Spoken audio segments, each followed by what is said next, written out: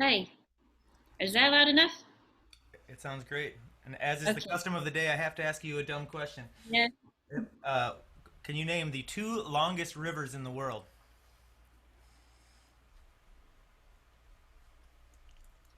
The Amazon? That is one. That's the number. That's number two. Uh, it's not the Mississippi, is it? I thought it was two, but it's not. We're both very wrong. It's the Nile. Oh! I would have bet money it was the Mississippi. I'm really dumb. All right. Is it I like knew the that, Mississippi? Teddy. Oh, All right. ouch. Okay. All right, that's all right. Um, okay, so I'm going to do a performance piece. I just wrote this yesterday, so it's really raw. Um, it needs a little work, but um, yeah.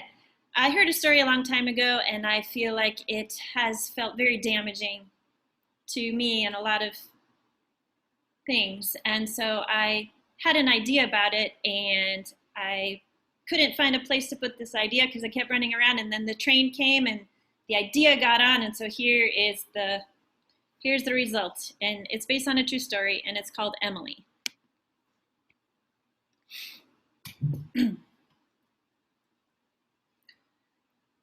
Back then, there were children, an entire garden full of children, and a single tree loaded with apples. One apple for every child. Every single one. And I was their guide, their Sherlock Holmes of sorts, helping them find the clues to the seen things, the blues, the reds, the oranges and greens, and the unseen things, the sweets, the sours, the umamis, and oh, those sounds, crackles and creaks, gargles and trickles, and later even the counted and uncounted things, the cleverly built and the stubbornly unbuildable things, the letters, the numbers, and the mystery of reading each other's minds. Sherlock. Sheer luck having the children around me. That is, until dear Watson, my hapless assistant, entered this busy world of bumbling, buzzing bees. And that is when, dear friends, it all came tumbling down. I remember all the children, the 3-year-olds, ripe with the curiousness and clumsiness of wandering without wondering, distracted by every stray sound, stain, and odd but familiar smell soaking into the cracks of their brains, sponges soaking, soaking, soaking in every scent-filled drop. Little 3-year-olds not a bit curious about the tree. The 4-year-olds, oh, to be four, reckless in their wandering, trampling every sorry sapling on their way to the tree, forgetting why they had wondered about it from afar. Because up close it was so much bigger and almost threatening. And now those round red things poking out of the leaves looked so high up, so unreachable. And so they turned away. And then there was Emily. No longer 3, no longer 4, but finally triumphantly 5, dearest Emily. After almost 4 years of wandering around the tree, so ready to see an apple up close, she waited patiently below it, willing it to fall into her hand so she could finally taste it and enter into its softly enticing mystery. Yes, back then there were children, and a tree loaded with apples, one apple for every child, every single one. The day Watson became my assistant, I told her I would be her mentor. My higher ups and lower downs had passed this down to me through oral tradition and more years of experience than I could count. Surely I had been in training since, well, at least since I'd tasted my own apple. And now the higher ups and lower downs had left us alone here to figure things out. And so I pulled Watson aside and I said, Watson, as your mentor, I must show you how to guide the children without teaching them, how to offer them a new lesson as they are ready, physically, mentally, and spiritually. You can, of course, give lessons, but only with my explicit permission. I will give you practice teaching, but I've been through the entire training, and I know that I must teach you first how to choose carefully when the child is ready. I've learned that if I give the lesson too soon, the child will be so frustrated she will grow angry and learn to hate her new task. She will throw it down and trample it in disgust and never try again. If I give the child the lesson too late, it will become meaningless, trivial, hardly worth its attention, And he will go on, without giving a whit about possibly missing out on the tastiest morsel of mystery he may ever get the chance to know. One rule, Watson. Do not give a lesson without my permission. And Watson closed her eyes and bowed her head in consent. But Watson was impetuous and not trustworthy. She could not follow my one command. The days passed, and I would find Watson giving lessons to 3-year-olds who had not the dexterity nor the willpower to follow through, and they would grow red with anger and frustration and throw the pieces down, damaging them. They weren't ready.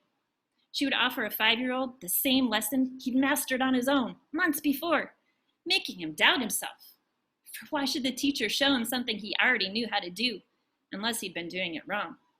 And dear Watson crushed that child's spirit, and he wanted nothing to do with the task ever again, for fear he would surely do it wrong. And then the fateful day came with Emily. Emily was right at the edge of the most beautiful mystery of all.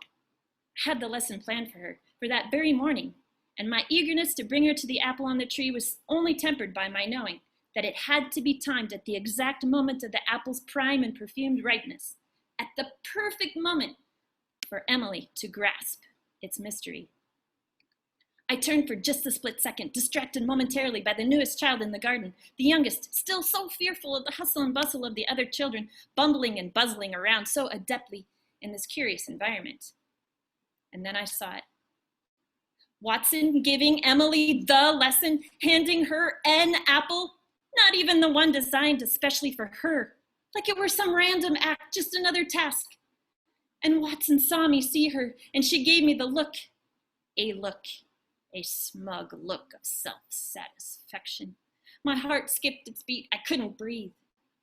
Emily stood, eating the wrong apple, the apple not even ripe enough for the child it had been intended for. My dearest, lovely Emily, utterly dumbfounded, disappointed, defeated. This is what she'd been waiting for, willing with all her might to fall, ripened into her outstretched hand all these years? And here it was, plucked up by Watson and shoved at her. Eat it, was all Watson had said. And so she'd eaten. Fearful, yet curious. Confused, yet trusting. Never had I warned her not to trust. And she ate because she was told to. Told it was time to. Told. Oh, if I could have just turned back time. Oh, to turn back time and fix it. Had I only beaten Watson to the game. Had I not been distracted. Had I invited Emily to come with me to the tree that morning. Remembering to bring with me those thin slices of birch bark and a sharpened stick of graphite. To lay out the blanket and sit with her. And to lay out all the pretty objects she knew the names of. A flower, a leaf, a stone, a branch, a moon sliver, a star mote, a water drop. And to say in the quietest voices like a whisper, Emily, I'm going to think of one of these beautiful objects laying out on the blanket. But instead of telling you what I'm thinking of, I'm going to do something different so that you know which one I'm thinking of. And then I would write down slowly and carefully a name, L-E-A-F. And I would place the thin slice of birch bark with the 4 letters in front of her, and she would sound it out and say it out loud with a startled, open look of awe on her face. Leaf. And I would hold in my sheer joy, seeing her know she has entered into a secret way of communication, a mysterious form of transmission of thought that could remain an eternal secret between her and I, if she did so choose. And I would say, yes, Leaf, that is exactly the object I was thinking of. You, dearest Emily, have read my mind. And she would place the slice of birch bark with the writing upon it next to the leaf, and tears would stream down her face, and the apple would drop into her hand, and she would cherish it, her first taste of wisdom, uniquely designed for her, her very own. And one by one, the children would reach their time, and I would invite each one to the tree, and each apple would fall, ripe into each eager hand, and each child would taste of the wisdom at his and her time, and it would be good. It would always, always be good.